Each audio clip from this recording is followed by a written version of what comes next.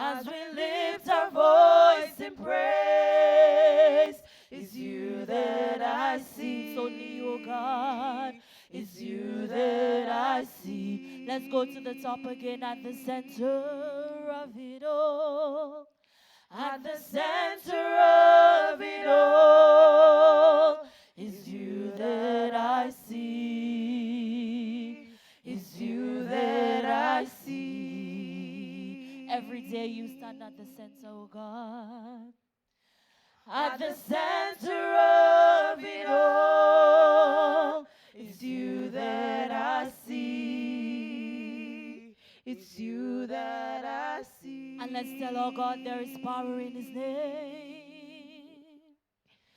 There is power in your name. Miracles happen. Miracles happen in your name. As we lift our voice. As we lift our voice in praise, it's you that I see. It's you that I see. There is power in your name. There is power in your name.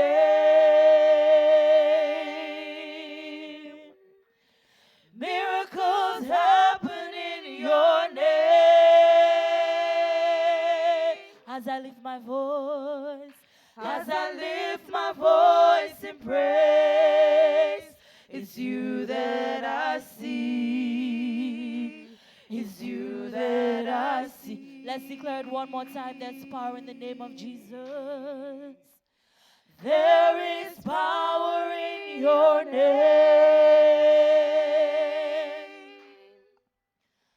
Miracles happen in your name.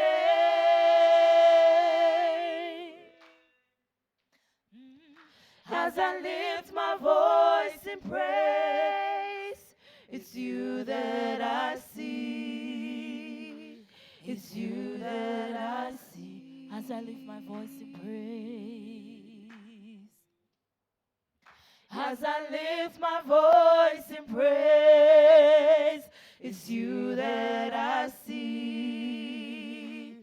It's you that I see. As we lift our voices to you, Father, thank you. As I lift my voice in praise, it's you that I see. It's you that I see. And our God is high and lifted up above all storms, above all difficulties, above all stresses, above all disease, above all pain. Today somebody told me that there is Zika floating around, but I know God is above everything. And He's able to keep us strong, He's able to keep us healthy. And that is all the more reason to lift up the name of Jesus, to lift up our God. I will exalt you. I will exalt you. I will exalt you, 'cause you are my God. And I'll exalt Him 'cause He's at the center of everything. I will exalt you. You are above all. I will exalt you every day. I will exalt you. You are my God. And my favorite part of the song says, because you're with me, because you're with me. In my going outs and my coming ins, because you're with me. In every new path and direction you are, because you're with me. I will not fear, because you're with me, because you're with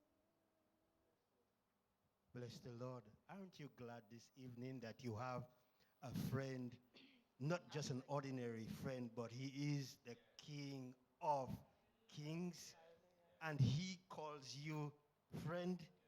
Let's do that again. My friend and King. My friend And and just King, just love upon him.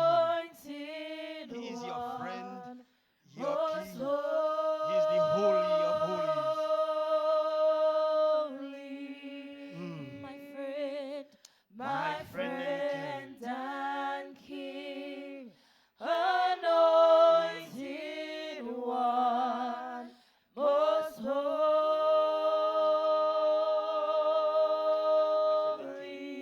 my friend, My friend and King, anointed one, most holy.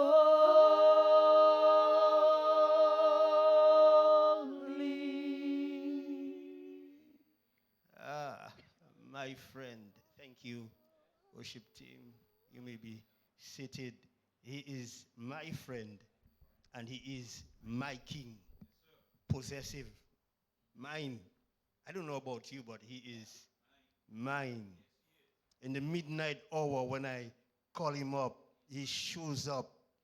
When I need him to fight for me, he shows up. When I need him to defend me, he shows up. Even when I need correction, he's right there to correct me. He loves me when I am in my most unlovable state. He is my friend. My friend. My friend, and he is my king. It's good to be here again this evening. To those viewing us via YouTube, welcome again to our Bible study here at Truth and Grace Fellowship Global, and also those listening via radio. We welcome you this evening. Thank you for joining us. It's good to have our pastor in the house this evening. Pastor Andy, it's nice having you back. And Sister Avril, it's also nice having you back here with us. You know, we missed you guys. Yeah, so it's good having you all back with us. But last week in our discuss, we engaged in the conversation wherein we spoke of the role of the child in the family, the role of the child in the family, and we lifted up 2 points, two things that we thought was quite critical in that aspect. So we're just going to do a quick recap. Does anybody remember those two things that we spoke of last week? Last week, the role of the child,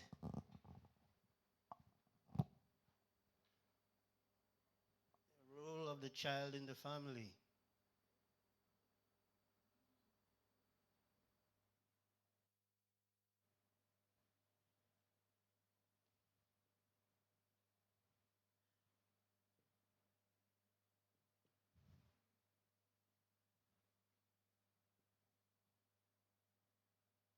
That was the first thing that we spoke of last week. We spoke about obedience, right? Right? We came from Ephesians chapter 6, verse 1, and we said, children, obey your parents in the Lord, for this is right. We established that children also live what they see, what they hear you and they see you do. And if you expect your child to be obedient, you have to live it out so that they can see it. You cannot tell your child to do this. Like I said last week, if you ask your child to not do something and that very thing you do it, the child is going to ask you, Mommy, why did you, or Daddy, why did you do that? Right? We spoke about that. So and I also mentioned that from the ages of 1 to 7 are their most influential years. This is their developmental stages. This is where you can make the greatest impression on their lives. That is the age where you can be their greatest influence. And if you don't have it then, believe it or not, it's going to be very hard when they get to the ages of 13, 14, 15, if you cannot make that impression on them at that time.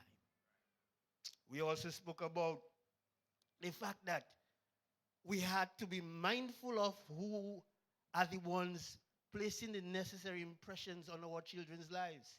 Because remember, most of the time we are not with our children. Most of the time it's somebody else who is looking after our child or children. So it's important that what we put into them stays with them. The time that we get with them, that we create the greatest and the strongest influences in their lives. I also mentioned last week that, it would be fitting for the adult, but also in the context of a child, the one who has your ear is your greatest influence. And if you don't have your child's ear, it means somebody else is influencing him or her. But children, obey your parents in the Lord. But daddy, to me, pastor asked that you do this, and I saw your response. Daddy, why did you respond that way to pastor when pastor asked you? You know, these kind of things. Children pay attention. I also mentioned that at Ari's level, her response to her mother's instruction, it would be different versus at Blossom's level or versus at Seslin's level last week, because they interpret what they hear differently. And one of the questions that was brought to my attention is, when you have two different children with two different personalities, how do you approach it in terms of dealing and correcting with them, because you want both of them to walk in obedience? But the beating works for this one, but it doesn't work for that one, and everybody is entitled to their opinion as to what they think you should do and shouldn't do. But you, as the parent, know that you have two children or three children with three different personalities. How do you deal with them? You deal with them based, and I'm not speaking on based on the experience of a parent, but based on my social work experience. You deal with the child based on his or her personality. For me growing up, if my father or my mother pulled the belt, after they say the thing one time and then the next time the belt, I find myself sitting. But my sister was born in a different time. Parents, who my father was much older than when my sister came about. Right? She did not respond to that. You pull the belt, she would take the beating and she would laugh. Different personalities. Now, people are out there on the outside saying that you're not parenting your child properly because you're letting the child get away. But I think, from my understanding, that there are different styles and different approaches for dealing with your children, because each and every one of them have their own personality. Doesn't mean that you don't discipline them, but your approach has to be different. Pastor may speak to Sister Avril one way and speak to Sister Clivet a different way, because he understands their personality. He knows what he can say to Sister Clivet, and he knows what he can say to Sister Avril, because he knows their response, because he has taken his time to learn and understand them. If you don't, if you don't take your time to learn your children, as parents, it's going to be difficult to get them to even to obey hear the instructions that you are giving them. Because again, it is the fact that they have different personalities. Doesn't give them the right. You see, Kerry and I was having a discussion on the way over to church.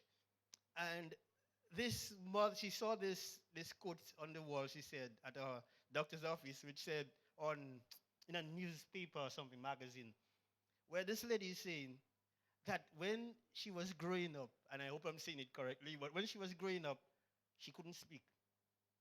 Basically, she didn't have no voice. So do as I say, and that's it. You don't question me. Now, she now has a child, and she's saying that she's giving her child the freedom to express his or herself. I'm posing a question to you because we're in this course tonight. Is there a limitation that you put to even expressing or allowing your child to express his or herself? Because what I'm thinking what you tolerate as a parent, somebody else on the outside is thinking it's rude. Because back in the day, we didn't have the freedom to express ourselves or to even ask questions. If you ask questions, you were told that you are rude. You're out of your place. You cannot ask questions. You're a child. You're supposed to sit there what I say you do. We live in a time now where these children, by the time they have comprehension and understanding at the ages of 2, they're going to express themselves. They're going to ask questions. Mommy, why do you want me not to do that? Mommy, why? Mommy, why did you beat me? I'm pretty sure Ari would ask carry that question. Mommy, why? Because they want an explanation. Is that rude? I'm asking us, do we consider that to be rude? Because back when I was growing up, if I asked why, I was considered to be rude. I was disrespecting the authority to ask why. The thing is, it's different, it's a different context back then and now. And again, obedience is based on the person saying or the person's understanding of the word obedience. For in perspective at which you look at obedience. There's a definition for obedience, but how you interpret obedience and how I interpret obedience from my perspective is going to be different. Because to me, certain things I will allow, you might find the child is disobeying me. But from my perspective, my child is not disobedient. I'm allowing him or her to express his or herself.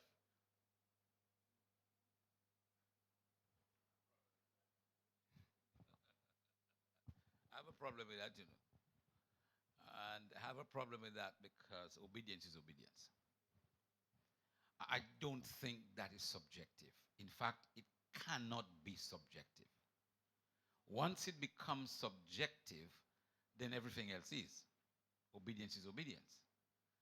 I think what we need to look at is the dispensations and the communication method in the dispensations.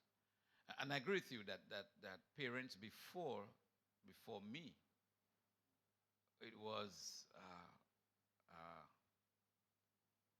you can't ask me a question, right? And I've probably said that so many times here, that your mother be talking to you and you're looking at her, you say, do watch me. And the next time she says, but when I'm talking to you, watch me. And so for them, the communication method was skewed. But if I say to you, sit down is sit down in any language. And disobeying the request, the order, if you like, to sit down is disobedience. Right?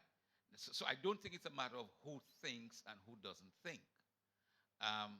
The fine line, I think, is the line of conversation that somebody thinks that, and I, for example, I thought raising my children that one of my children was rude to me.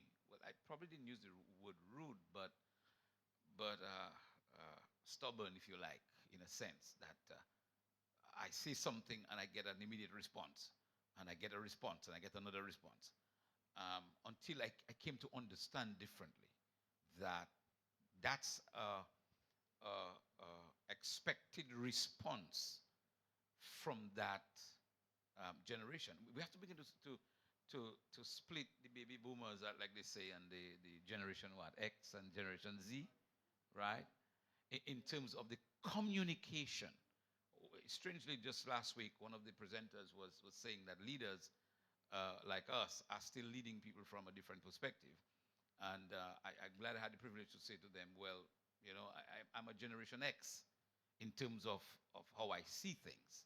Although I'm a baby boomer by my birth date, I'm a Generation X in terms of my understanding, in terms of my relation, in terms of how I view things. I know, for example, that I'm one of the few people my age who will go to a teaching session without a pen, right?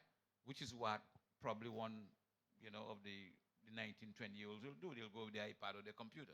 No pen, no pencil. Most of us, myself and Octavian, then will go with a pen and a notebook to take notes, right? The people after us don't go there to take notes. And we have to understand that's a different age. But the question of obedience is obedience. Instruction is instruction. And I believe it's biblical for us to teach that disobeying the instruction of your parents, I don't care what age it is still disobedience. Thanks for establishing that for us. Um, so, obedience, we established that. We also talk about honoring, which deals with the fact of respect, giving high esteem to somebody that is an authority over us. Giving high esteem. And you hold people in high esteem is because you see certain qualities in them. And we we are in a time when maybe even back in the day, I'm not sure. If a parent would have cursed a child back in the day, the child maybe would not even think about responding back in a curse word because they maybe knew that the teeth would fly out of their mouth if they dare responded to their parents that way. But we engaged in this last week, and we have parents that feel that cussing out their children is normal. And the children that are 2, 5, 7, 9 are doing the very same thing. They talk to each other, and they curse each other's siblings, and they curse out the mother will curse them, and that kind of behavior. But sometimes we blame. Question or Okay. statement? No, I'm sorry to interrupt, but one of our viewers, Sister Henrietta, good night, Sister Henrietta, she mentioned she was stating as well that there are new forms of expression done by children, and in today's society, you have more modern parenting being done than the traditional parenting. Yes, yes, and I did. That was one of the things that I did mention. Nowadays, there is the timeout. Go sit over there and that kind of stuff. I'm saying some of it works depending on the child that you have and the personality of the child. There's a child that would maybe sit over there in the timeout and cry and understand. But there will be one that will go over there, and while they're going over there, stomping their feet in rage, and whatever is in their way, they'll pick it up and throw it on the ground and express themselves. And some people say, oh, just let the child, that's the child expressing his or herself. And then when they get to the age of 10, 11, 12, and they start getting themselves in trouble and in problems with the law, you come to the social worker to come fix the child. Had you put a stop to it then because you realized that the expressions would not and should not have been permitted? But that's some of the things that happen. That's some of the things that happen.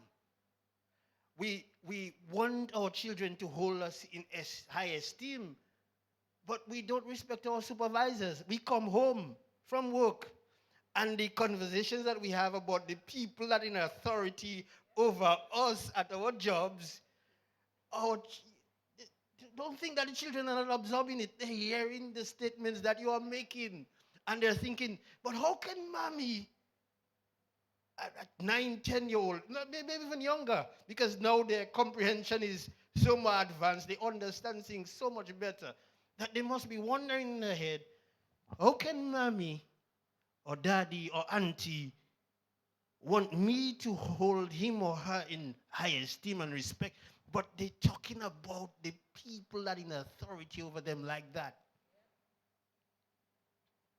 I had a personal experience like that when I was pastoring in Woodford, where I picked it up because of my work again, that the children would come and they would respond a certain way. But I know that's not the personality of the child. And you hear the child speaking and you realize it's because of what the parent is saying at home. The child, the young person has absorbed it and they come responding the same way. But that child who you want to walk in authority, in respect to your authority, and hold you in high esteem, looks at how you handle yourself with somebody that is over you. And if they see that you behave in that kind of way to authority, then they will question themselves, why should I respect you in authority if you don't respect those who are in authority over you? Doesn't justify their behavior. Let's make sure we get that right. The child should always, always honor his or her parents. But you cannot expect your child to hold you in high esteem if you yourself doesn't live it out. We place expectations on our children that we don't even hold ourselves to at times. We place rules and we place things, and yes, yes, you have to honor them that you're this, but you have rules and you don't obey them.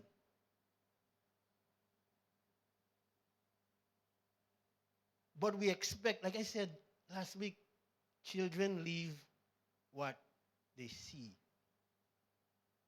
You tell me, and growing up, you see here, do as I say, not as I do. But with this generation, they're not going to hear do as I see and not as I do. That's what you do. I am going to, because they absorb it, they soak it in, they see your mannerisms, they see your behavior. That's why people can say, but so and so is so and so's child. Because of the way the child walks, because of the way the child talks, the child behavior says, that's sister so and so, or that's brother so and so child, or that's Mr. so and so child. Just because they are a reflection of who you are. So we expect them to walk in obedience. We expect them to walk in honor. So the role is to obey, their role is to honor. Another one is that we expect them to listen to instructions. Listen to instructions. My son. To the listen to instruction aspect, I want us to go back to the question of the honor, because I think, let's look at the society and see what is happening to the society. Our society is losing the regard and respect for people, right? And we ask why. The new mode of parenting, the new language in parenting, if you ask me, is robbing us of the wrong way. For example, you hear people say, and I hear professionals say, that you must make your child your friend. Now, I'm hoping I understand what they meant to say, but that's wrong language. That's wrong communication. Once you begin to do that, and your child becomes your friend, think about how anybody relates to their friend. That's what you're going to have. You're going to have a friendly relationship. So you get me vexed, I cuss you out. That's my friend, right? And then tomorrow morning we just meet and we talk again. That's a friend. Listen, I'm not your friend. I'm your father. And you treat me like a father. Now, I treat you like you are my child, which is closer than a friend. And we need to come to that understanding. And so there are some underlying principles in parenting that we have to watch. They cannot be modernized in terms of the principle. They can be modernized in terms of the application. For example, I know that my children know more than me technologically. I'm not questioning that at all. Whatever piece of technology I have, I know that I give it to them and they will explain to me how it's supposed to work and what's the best way to use it. That's a close case. But that iPad, that telephone that I gave you to check for me, is not yours. It's mine. Who's the authority on it? Me. You don't put a password on my phone that I don't know. You get what I'm saying? That's different. Well, is the child that put the password on it? I said, don't know the password. No, my child have the password. Really? You see what I'm talking about? No, no, no, I am your father. I'm not your friend. You can play hide and seek with your friend on the password, not with mine. So that you're using my data and I have to go and pay flow for the extra data you use because you download, 14 gigabytes of music that I didn't have a thing for because you have the password and I don't. We have to begin to appreciate that and begin to parent knowing that the technology has changed, but the principles of parenting remain the same. A father is a father, a mother is a mother, and rules are rules. You don't do that in the house that Jack built, and we can discuss it. But here's how we're going to discuss it. We're going to discuss it so you understand it. We're not going to discuss it for you to think that you can change it. We're discussing it so you can understand it. You need to appreciate what we do here. We park the car on that side. We put the garbage outside every night. Those are the rules. Why do I have to put the garbage outside every night? Well, I don't want roaches in the house. Right? And if you are the last person to deal with the garbage, you put it outside. So you need to understand why you do it, but the rules must remain the rules. And I'm glad that you are one of those who will answer the why. But there are still those parents who still don't want to answer the why, which creates that conflict in developing that healthy relationship between the child and parent. I mean, the child is expected, yes, to honor and to respect.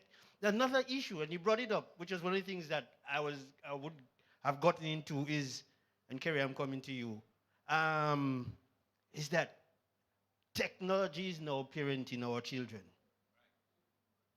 We give the children the iPads and the iPhones and the Samsungs and whatever other devices.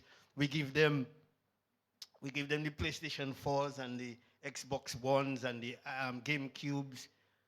And it's amazing. And it's amazing how these people promote their messages through these games. They push the cartoons that the children that we give our children the tablets and we let them watch these cartoons. SpongeBob and some of these others, and maybe even Peppa Pig and some of them, they are pushing, and Baby Shark and all of this, and we bounce into it, but they're silently pushing their messages through those mediums, and we don't even take time to look at what they look at. I mean, some parents do, but majority just give the children the tablets, the devices, and they do what they do. I remember when we would play Nintendo, it would have been Mario Brothers. And those were the things that we play. Now, you have games like Grand Theft Auto. When you play these games, it's so promiscuous. They promote pornography, they promote violence, they promote sexual immorality at the highest level, and we just give the children these things, and then we wonder why is it that they cannot obey authority? Why is it that they disrespect people? Why is it that they do this, and why is it that they're doing that? But it's those things that we have given them without giving them the proper supervision. I mean, right now, at their ages, they can take your devices, some of them, and figure out how to open it, get to YouTube, and watch what they want. And delete, yes, and delete it after. They are that smart. 5, 6, 7, 8 year olds are smart enough to go through it, do what they're doing, watch what they watch, and delete it. They go through the history and they delete the history. And you're not intelligent enough to know, to get the history. They've already cleared it off, so they watch what they wanted to watch. But those are the things. Those are some of the things that are infiltrating. People don't children don't pick up books and read no more. I remember my summer. I remember my summers, before we would play any kind of cricket or football, we had to write compositions. We had to do some math work. We had to do this. We had to do that. We always had to do that every summer. And that is every weekend, eh? Because weekend was the time for Nintendo, but before you get to the Nintendo, you have to write a composition about the week. But there was more supervision. Nowadays, we just, we're busy, we have this to do in the kitchen, we have that to do, we have that to do. So, yes, Peppa Pig. Now they watch Peppa Pig, but after they finish watching Peppa Pig, they're watching something else. But you're not even there to see what is it, something else that they're watching. And it's infiltrating them. And they get attached to it, and you don't even know what attachments that is getting attached to them. And then we wonder why they disrespectful, why they behaving that, why is he or she having behavioral issues at school? Just some things for us to think about in this day and age. I'm not knocking the devices. It's that this is the age. That is what that is there. But there needs to be a certain level of control over it. Gary. My question is, a lot of times I hear, especially when parents have more than one child, a lot of times you hear, you are older, you have to look after your brother or your sister. You are older, you haven't got to let your brother or your sister do certain things. You are older, you have to watch what your brother or your sister doing. I am one of those that don't believe it is the older child's responsibility for a younger child. Am I wrong?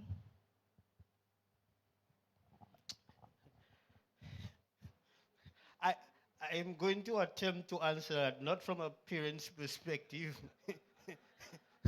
not from a parent's perspective. And after I share, I will allow Pastor to give his view on it. While I believe that that older one should be able to be an example to that child, I don't think it's the duty of the older one to provide instruction and guidance for that child. Let the child be a child. They both are supposed to be children. You would expect as a parent that the bigger one would make decisions and look out for the smaller one.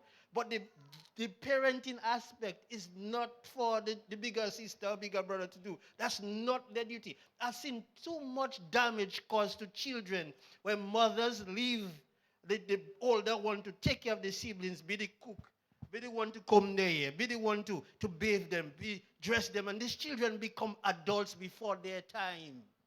They have grown up so fast that they did not get the opportunity to enjoy their childhood. Yes, I would expect in the case of Ayo to look out for Ari if somebody is picking on Ari and somebody is troubling Ari. I would expect that. But I don't expect Ari to be the one.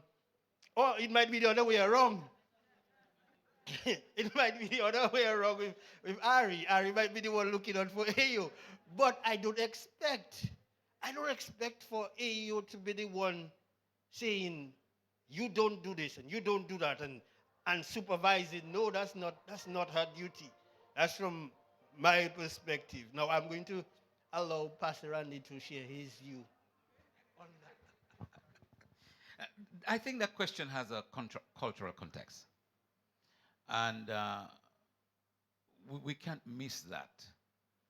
The, the, the, the lack of finance and opportunities by our parents force them into having the older child take care of the younger child. Let's not miss that.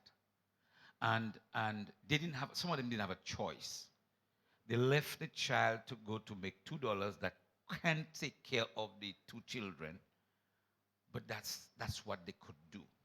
So there is a cultural context to that, right?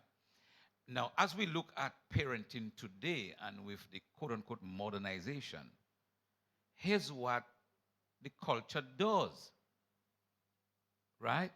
The culture now, a few years ago, 10, 15, 20 years ago, it was the TV raising the child, right? So the parents turn on the TV, run to do their groceries for the children. So the TV is parenting the child. Today, it's the telephone or the iPad. We still see parents do that. The fact is, you're correct, that in principle, the child, no child should be given a responsibility to instruct another child. But that as well has its proviso, in that if you're raising a family and you have children in there, I tell you, one of the ways to begin to make your children responsible is to train them in that regard. Guess what? I'm in the kitchen. Please look over little whatever the child name is. That's training them to be responsible. It's not giving them your responsibility. It's mentoring them into responsibility, right? And while I totally agree in terms of you can't pass on the training of your child to another child, but you should use every occasion to train your children to grow responsible. And one of those is to say, would you look, you can really sit, you can sit right here and ask one child to go to the toilet with a smaller one. Or, it's teaching them responsibility. And that's how I see it. Thank you. Thank you, Bas. You had a question, Sister Esther. Any questions, comments, emotional outbursts? I just wanted to add a little more to that, that the older siblings, if we think of before, the older siblings did a better job than what is happening in the daycares now.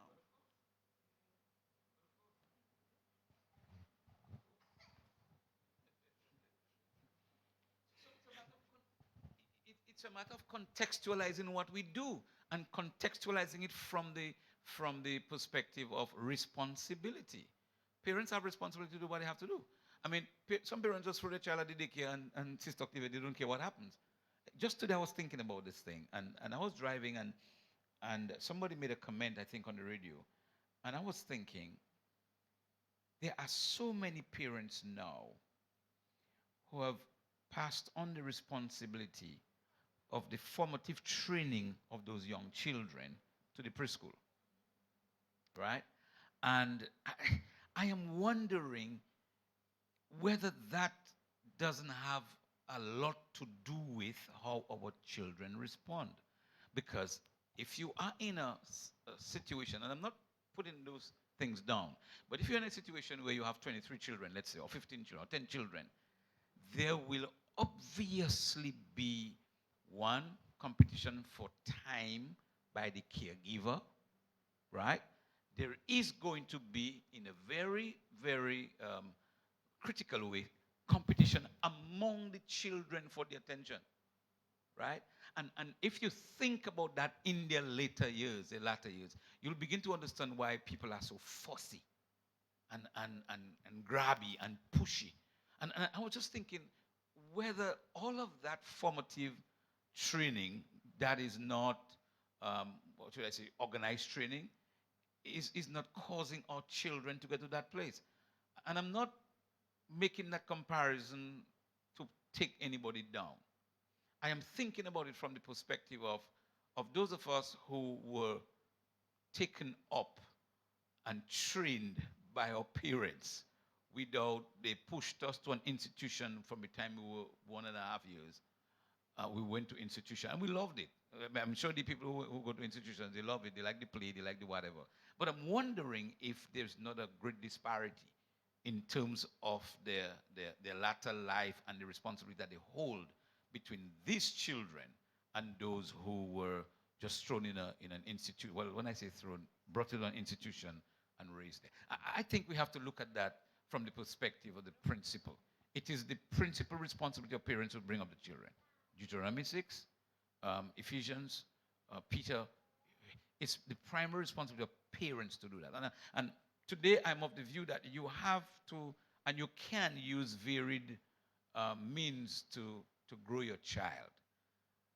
At the end of the day, you need to know what is being taught, what are they talking about, where it's at, and so on, before you just figure, well, the child is at preschool, thank God, praise the Lord, and let's move on, right? And I think that's what it is. Thank you. Anybody else before? Okay. So um, another thing we see or we think that is important is listening or taking in good sound instruction. Proverbs chapter 1 and verse 8 says, "My son, hear the instruction of thy father, and forsake not the law of thy mother, for they shall be an ornament of grace unto thy head, and chains about thy neck. My son," verse 10, "if sinners entice thee, consent thou not."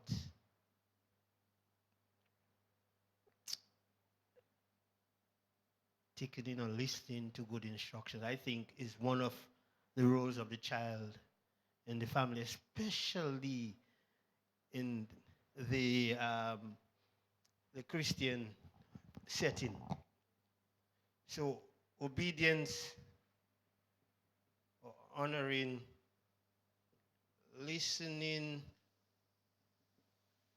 to good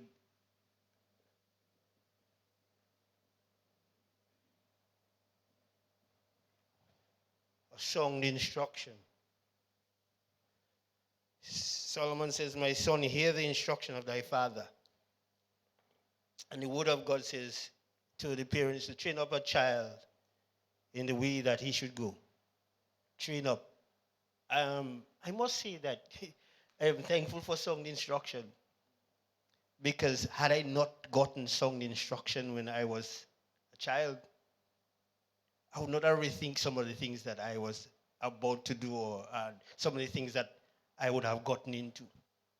It's because, but you see, there's a thing that you can give sound instruction because the person can hear you. They can hear what you're saying, but are they listening? You know, parents will ask, "Are you hearing me?" I think parents should ask, "Are you listening to me?" Because the child can hear you, but they're not paying any attention. You know, I, I, I'm thinking of an analogy. It's like a wife speaking to her husband, and she's saying something that is, she's pouring out her heart, and she has an issue, and she's talking about it. And then he turns around and he said, "What did you say?" So you know everything changed now, because she just give you a whole 10 paragraphs, and you look at her and say, "What did you say?" It means you heard me speaking, but you were not listening to what I'm saying. And I think that is, that has happened in cultures before, in days before, but it's happening even more so now. I don't think children take the time to even listen to the instructions. Like, Yes, I heard what you said. And by the time they get to the shop to get, they forgot the instructions that they were given. Were you actually listening or did you just hear me? My son, take heed to good instruction. Listen to sound instruction.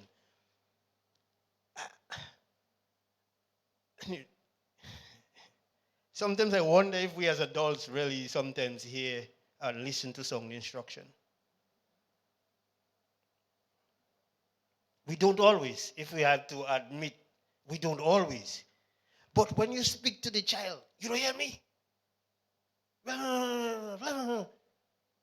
You expect him or her to pay attention to that which you are saying. Now, young people, it is important, it is vital, it is for your good if you take time to listen when your parents are speaking. You do not want to miss out on the wisdom that is being passed on. They may not have the degree, they may not have the education that you and I have, but there is a certain thing called experience that they have. That when they give you and they pass it down to you, take it in so it can be vital to you.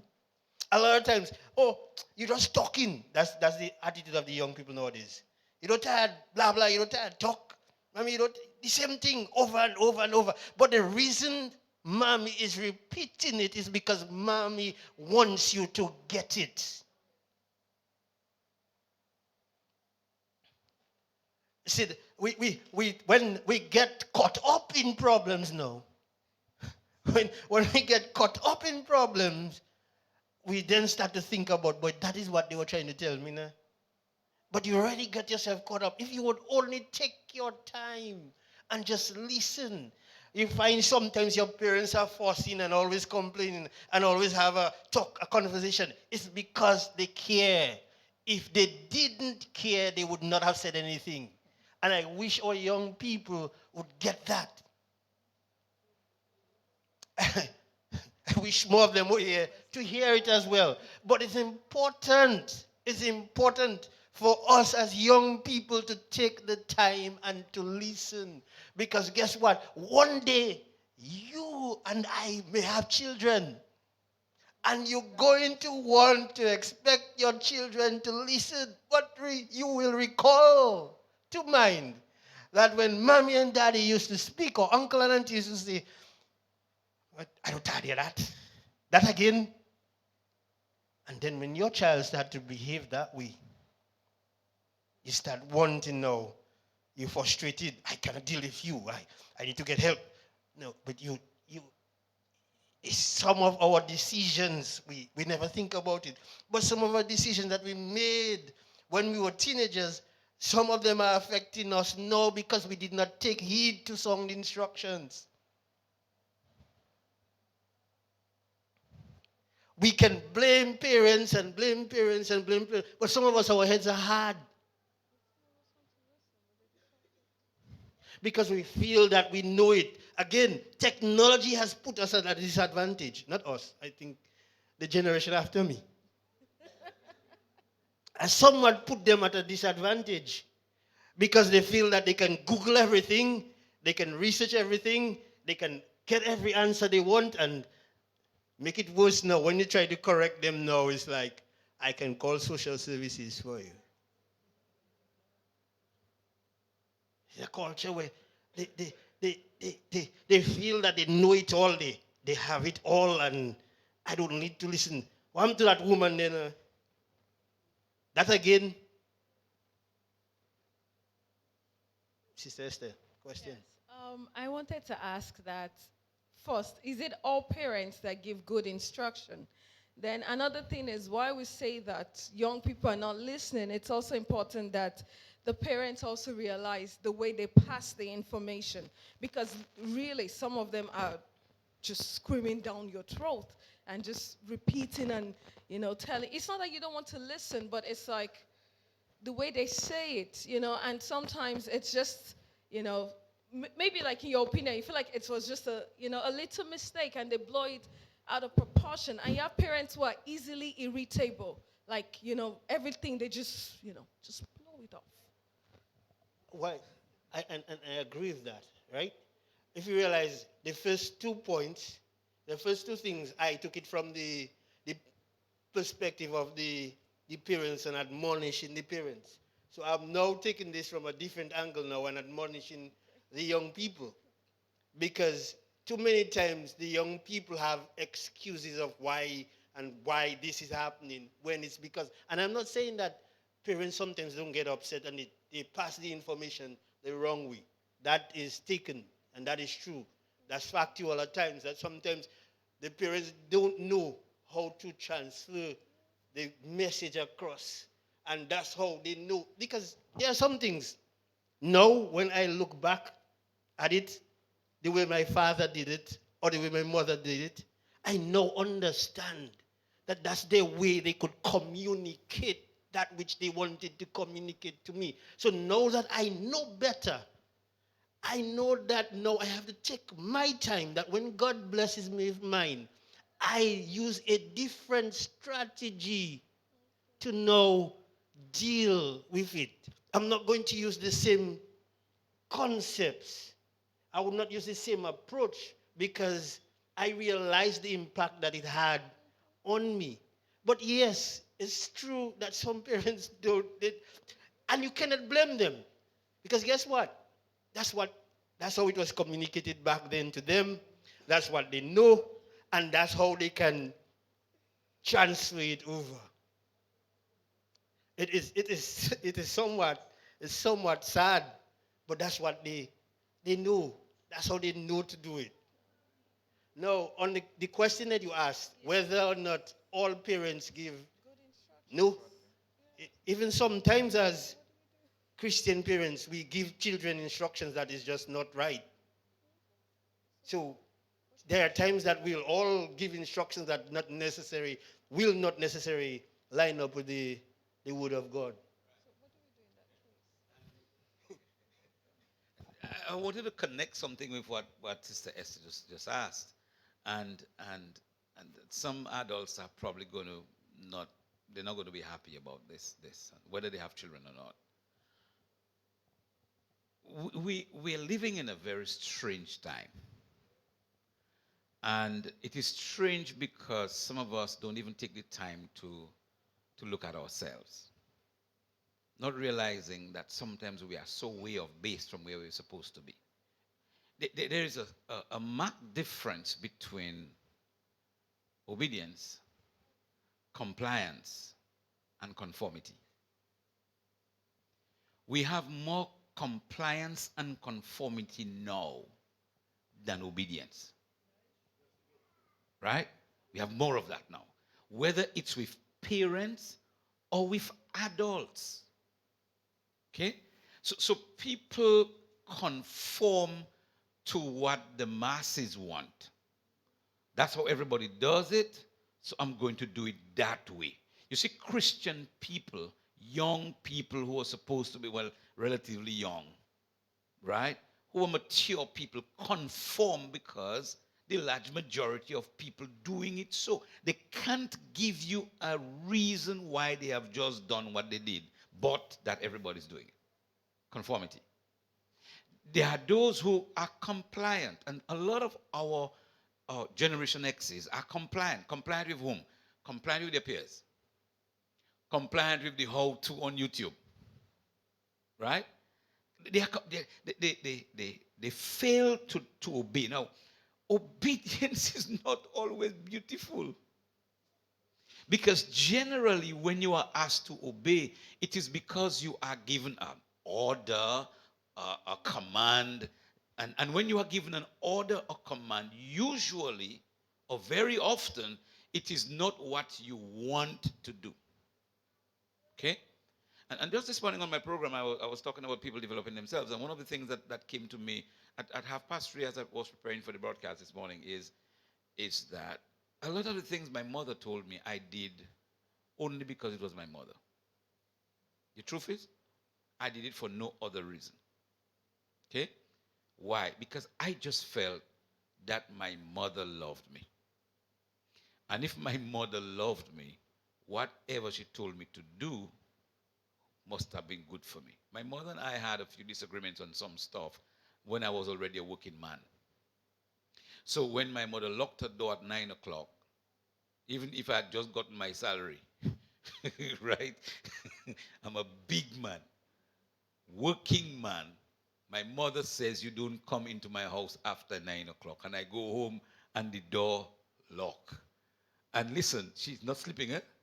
I knock the door and she answers, you sleeping outside tonight? Right? I was a big man, a grown man. And my mother and I wasn't agreeing on this. You follow what I'm saying? Now, I am sharing that because that's what we also pass on to our parents. The conformity, the compliance, and not obedience. When God says something, now we have a but. It's true the Bible say that, but. Well, Pastor Randy, you preach that for true, and I know the Bible says that, but I have my feelings, I have my ideas, and that's what the world is teaching us. If it feels right, do it. If you think that's what you need to do, just go ahead and do it. Let's put obedience out of the window. And that's where our children are. Because in large measure, we have passed it on to them because that's how we behave. Right? And then it is exacerbated because our children are more technologically savvy than we are. So they already Google. Do I have to watch Pretty for My Mother tell me? Check it out. They already Google that. And they have had several examples on YouTube, on whatever, that says, no, you don't have to. And if they force you to, you can call. I heard a child here say they're going to call Child Protection Services some time ago. And I say, if I ever have a child in my house that was called Child Protection Offices, I protecting you. I give you so much protection that you will not know where the office is. That's where I am. And I do, like, I think my wife and I were discussing a recent issue in the States where they said the father corrected the child, and the child, and people say, well, they should call the whatever for them. He said, call them. That's my child. That's my child. And I remember that a few years ago when Creflo Dollar had a situation with his 14-year-old at the time. He got lots of criticisms. And I stood by him. I supported him. He don't know me, but I supported him. Why? Because I felt that he was right. You can't have a 14-year-old do what they want in your house and then call child protection services for you under my roof that I give you. You're crazy. But it's the whole question of conformity and compliance. That's what the world does. That's what everybody does. So that's what I'm going to do. And Christian people need to know that. Let me say one more thing. I don't want to dominate this. At the rate we are going, even as Christian people, the new generation of parents that we're going to have is not going to say a word to their children. Let me tell you why. These people don't want you to tell them a word. And they don't want to tell you a word because they don't want to obey anything you say. And they will find all other ways to circumvent and go around what you say. I was saying with I think, Rena, God forbid that I have to start a family again. I can't raise children. If I ever have to raise family again, the contract is no children. We can have a dog, we can have 2 cats, we can have a chicken, we can have a pig, a goat. I can raise all of that. You know why? Because in this age, I don't know how to maneuver around how people do things. My children had to ask me permission when they were grown before they pierce their ears, right? Right, Jay? You can't tell that to anybody now. My ears, we. And they pierce it without you know. And they cover it until it's exposed later on. And they do all kinds of stuff. It's a different age. Parents have to recognize that, and we need to begin to parent from a different place using the same principle. Thank you very much, Vas. So, instructions will sound instructions, good instructions is good for you. Like anybody else, we don't always like the correction, but in the long run, it will benefit you.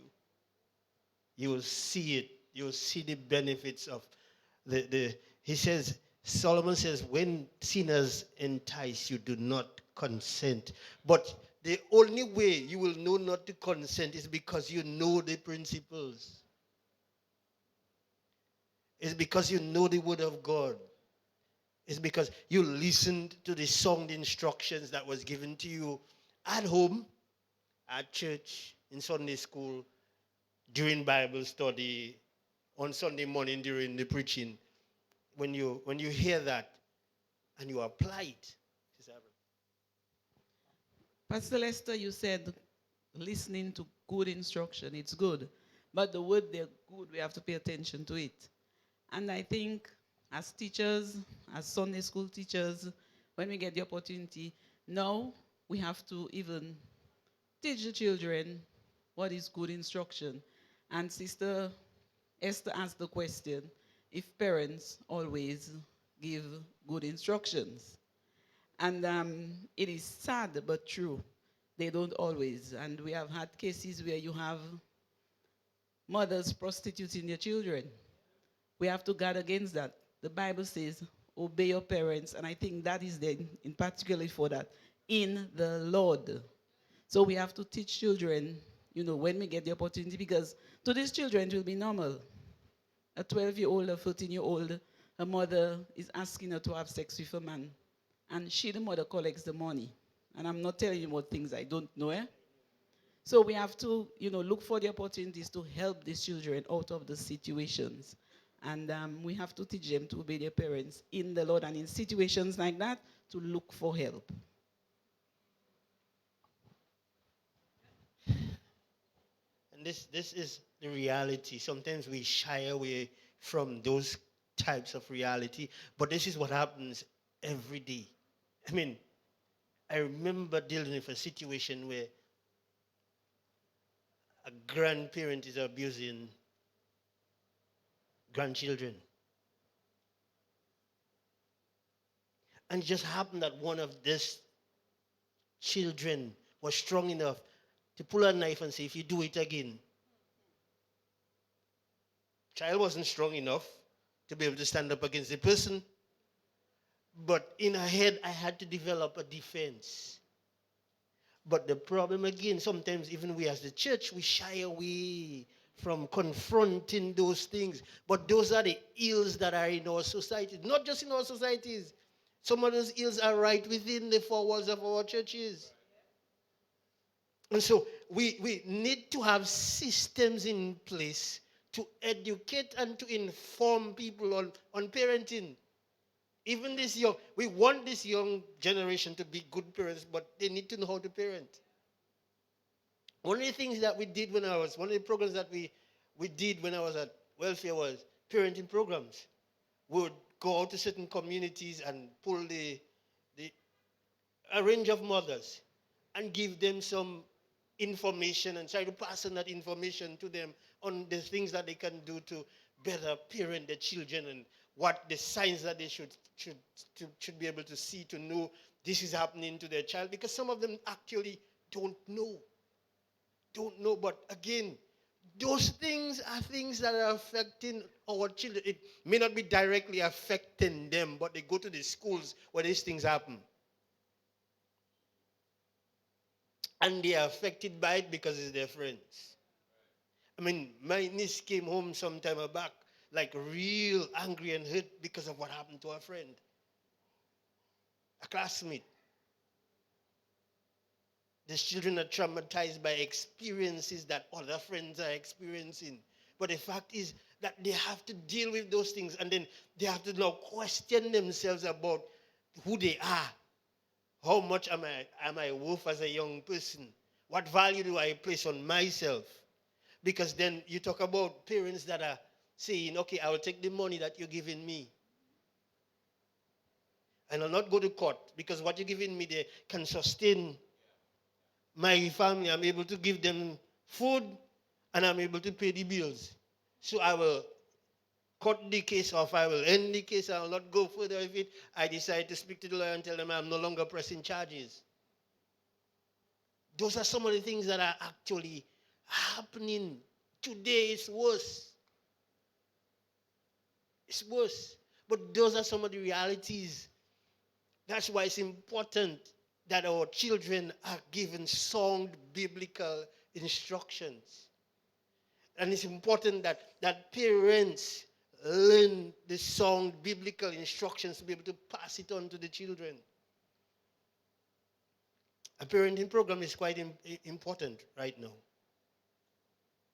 Because I've seen it for myself where you have children raising children. Because in their mentality, they are very immature.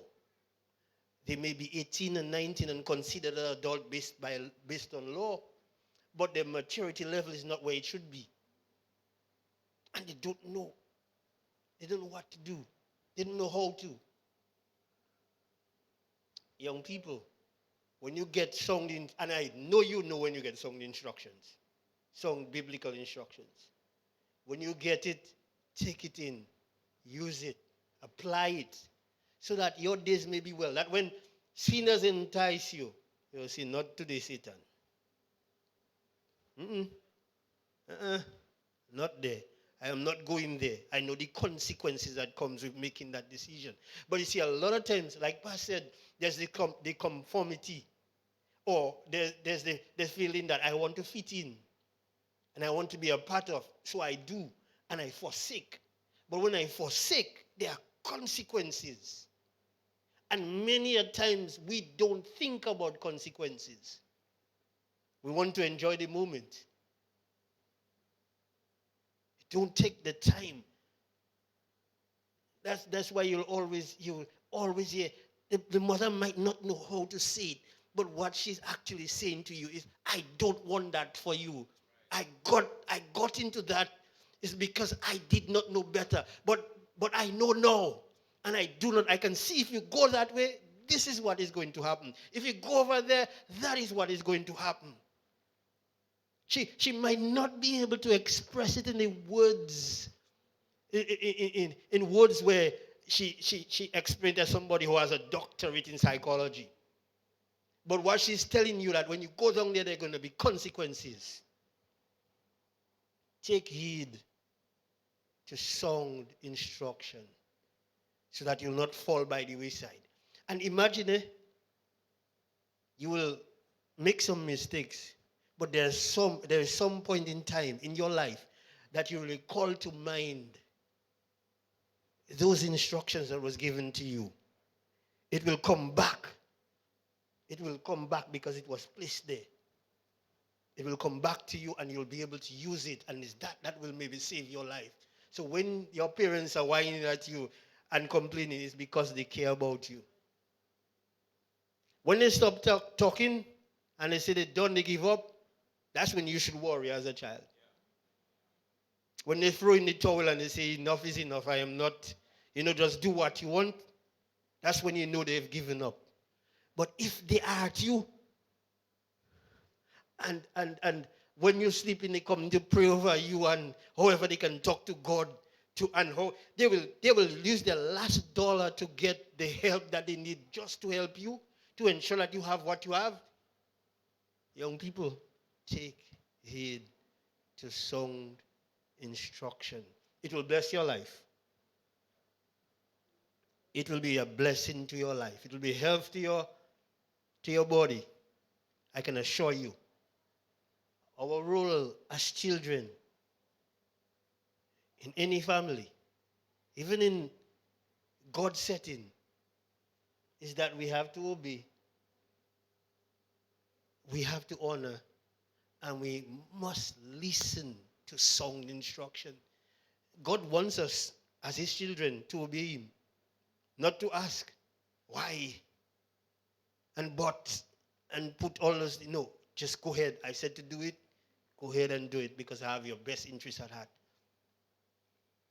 I can understand you questioning your parent. But God knows all things. And we are the ones that say, we say it all the time that God knows all things. He sees all things. So if he knows and sees all things, he knows where he's taking you. So in his setting, he wants us to obey as well.